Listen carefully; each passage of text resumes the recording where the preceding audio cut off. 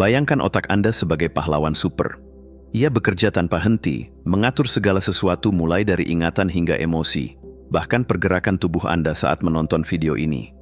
Namun seperti pahlawan super lainnya, otak kita juga punya kelemahan. Apa saja kelemahannya? Kebiasaan buruk yang sering kita anggap remeh. Setiap hari, kita tanpa sadar menghajar otak kita dengan kebiasaan-kebiasaan yang tampaknya kecil, tetapi efeknya sangat besar. Otak yang stres, kurang nutrisi, atau tidak pernah diajak berolahraga akan mulai menurun kinerjanya. Hasilnya, sulit fokus, gampang lupa, sering merasa gelisah, dan kemampuan belajar menurun. Ngeri, kan? Tapi ada kabar baik. Otak adalah organ yang luar biasa adaptif. Dengan neuroplastisitas, kemampuan otak untuk memperbaiki diri dan membentuk koneksi baru, kita masih punya peluang untuk menyelamatkan pahlawan super ini. Semua tergantung pada tindakan kita hari ini. Dalam video ini, kita akan menelusuri 10 kebiasaan buruk yang paling sering merusak otak. Siapkan camilan sehat, tarik napas dalam-dalam, dan mari kita bongkar satu persatu kebiasaan yang mungkin sudah waktunya Anda tinggalkan. 1. Scrolling berlebihan. Siapa yang pernah bilang, cuman mau buka medsos sebentar, tapi tahu-tahu sudah 3 jam berlalu? Yup, scrolling berlebihan adalah penyakit zaman now yang diam-diam menggerogoti otak kita. Awalnya scrolling terasa menyenangkan, update berita, lihat meme, atau intip story teman. Tapi tahukah Anda, kebiasaan ini seperti ngemil junk food untuk otak. Setiap kali kita scroll, otak melepaskan dopamin, hormon senang, yang bikin kita ketagihan. Masalahnya, kalau dopamin ini dilepaskan terus-menerus, otak jadi malas mencari kepuasan dari hal-hal yang lebih bermakna. Selain itu, scrolling berlebihan juga bisa melemahkan korteks prefrontal, bagian otak yang bertanggung jawab atas kontrol impuls dan pengambilan keputusan. Artinya, kita jadi lebih gampang terdistraksi dan lebih sulit fokus. Lalu, bagaimana cara mengatasinya? Tenang, Anda tidak perlu langsung membuang ponsel ke laut. Mulailah dengan langkah kecil, atur batas waktu penggunaan media sosial, matikan notifikasi yang tidak penting, dan gantilah kebiasaan scrolling dengan aktivitas produktif seperti membaca, menulis, atau berjalan-jalan di luar ruangan. Ingat, ponsel adalah alat, bukan bos Anda. Jadi, kendalikan penggunaannya sebelum otak Anda yang kena dampaknya. Kalau mulai merasa jempol Anda bergerak tanpa arah, berhenti sejenak dan tanyakan, apakah ini bermanfaat? Biasanya otak Anda tahu jawabannya. 2. Isolasi psikososial. Mungkin Anda pernah berpikir, sendirian di rumah sambil nonton serial favorit, kedengarannya seru, tapi hati-hati, isolasi psikososial bisa lebih berbahaya bagi otak daripada sekadar rasa sepi. Seperti tanaman yang layu kalau tidak disiram, otak kita juga butuh siramannya sendiri, yaitu interaksi sosial. Saat kita menghindari kontak sosial dalam jangka panjang, otak mulai kehilangan stimulasi yang biasanya didapat dari berinteraksi dengan orang lain. Penuaan pada hipokampus, bagian otak yang terkait dengan ingatan dan pembelajaran, bisa terjadi lebih cepat. Kurangnya interaksi sosial juga menurunkan produksi oksitosin, hormon yang membuat kita merasa terhubung dan bahagia. Ditambah lagi, isolasi yang berkepanjangan meningkatkan risiko demensia di masa depan. Ngeri, kan? Tapi jangan khawatir, mengatasinya lebih mudah daripada yang Anda pikirkan. Jadwalkan pertemuan kecil dengan teman, gabung ke komunitas yang menarik minat Anda, atau sekadar menyapa tetangga saat bertemu. Ingat, interaksi sosial tidak harus megah. Bahkan obrolan ringan di warung kopi atau berbagi tawa lewat panggilan video sudah cukup untuk menyegarkan otak Anda.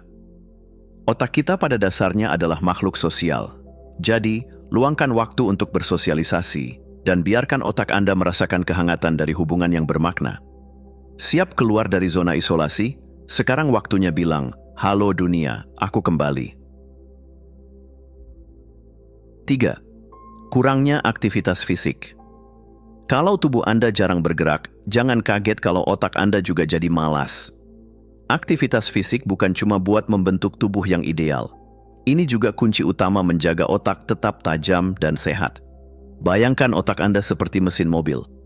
Kalau jarang dipakai, lama-lama mesinnya berkarat. Kurangnya aktivitas fisik mengurangi aliran darah dan oksigen ke otak, yang berarti otak tidak mendapatkan bahan bakar yang dibutuhkan untuk bekerja optimal.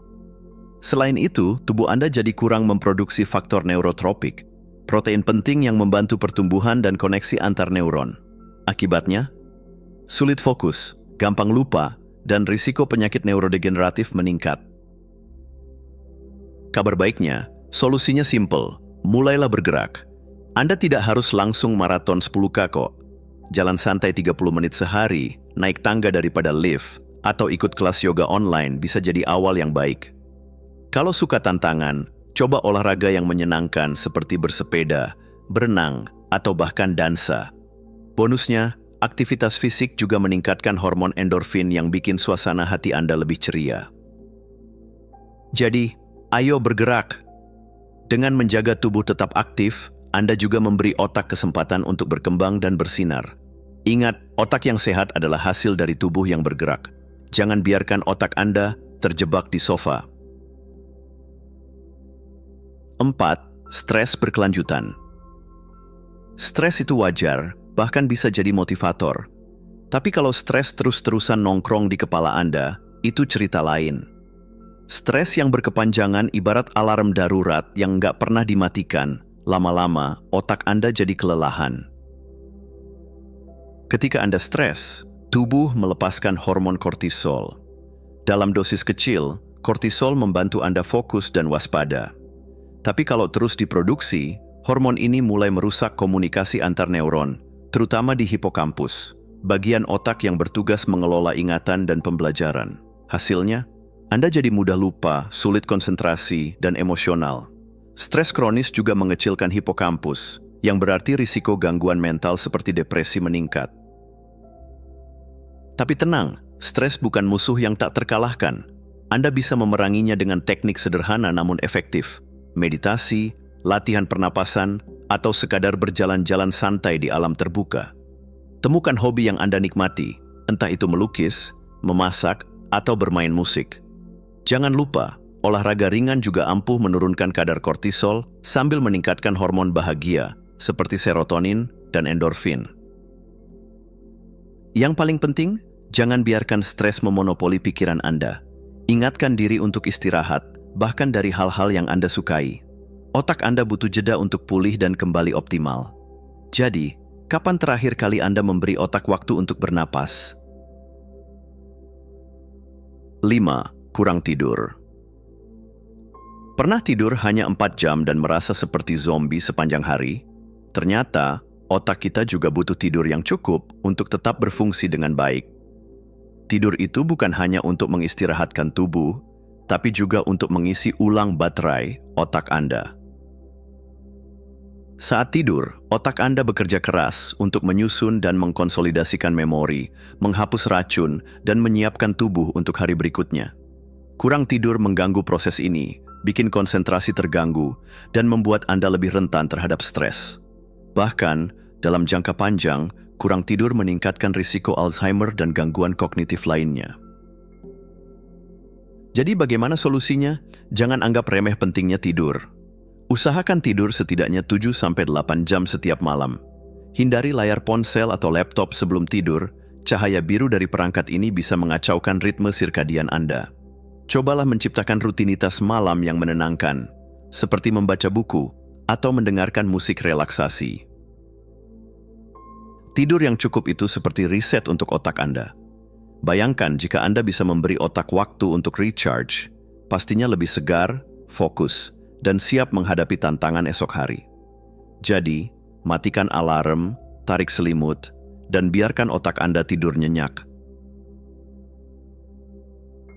6. Malas mental. Kadang-kadang, kita merasa malas untuk berpikir terlalu keras, lebih enak nonton TV atau scroll media sosial tanpa mikir. Tapi, tahukah Anda bahwa malas mental bisa membuat otak Anda tumpul? Sama seperti otot yang mengendur kalau nggak dilatih, otak juga butuh stimulasi agar tetap tajam dan aktif. Kalau otak jarang dilatih, kemampuan untuk berpikir kritis, mengingat, dan memecahkan masalah bisa menurun. Otak yang tidak terstimulasi akan kehilangan kemampuan adaptasi dan belajar hal-hal baru. Bahkan, riset menunjukkan bahwa malas mental bisa berhubungan dengan penurunan kognitif seiring bertambahnya usia. Namun, tenang saja, mengatasi malas mental itu nggak sesulit yang dibayangkan. Cobalah untuk lebih sering memberi tantangan pada otak Anda. Mulailah dengan hal-hal sederhana seperti membaca buku, memecahkan teka-teki silang, atau mencoba keterampilan baru, misalnya belajar bermain alat musik atau menguasai bahasa baru. Otak Anda akan berterima kasih.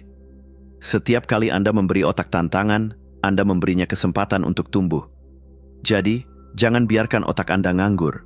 Ajak dia untuk berlatih dan berkembang, agar tetap tajam dan siap untuk segala hal yang datang. 7. Menyimpan dendam.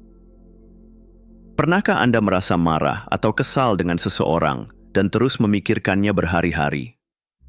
Emosi negatif yang dipendam seperti dendam bisa sangat merusak, tidak hanya untuk perasaan Anda, tapi juga untuk otak. Ketika Anda menyimpan dendam, tubuh Anda terus-menerus merespons dengan pelepasan hormon stres, yang semakin lama semakin berbahaya.